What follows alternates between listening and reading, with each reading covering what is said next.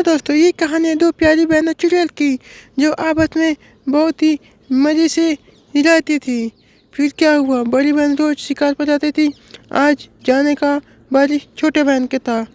फिर क्या था, बड़ी बहन अपनी छोटी बहन को कुछ समय देखती है और देखते देखते वाह कहती है, आज तेरी बारी है, तू शिकार पे जा और शिकार मार कर ला। छोटी बहन बात को सुनती है।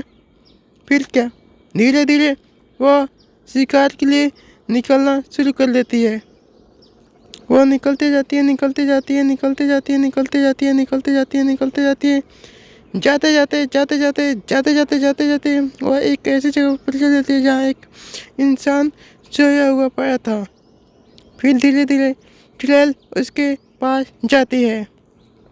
जाते जाते उस इंसान को उठाने की कोशिश करने लगती है। कई बार उठाने के बाद भी वह इंसान उठ नहीं पाता है। फिर वह निराश होकर वापस अपने बहन के पास चली आती है।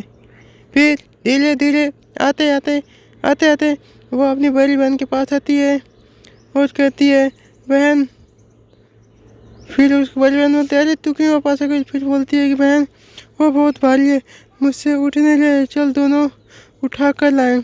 तब दोनों बहन आपस में बात विचार करके जाती है, उसे उठा कर लाती। कहानी अच्छा लगे तो चैनल को सब्सक्राइब कर दो।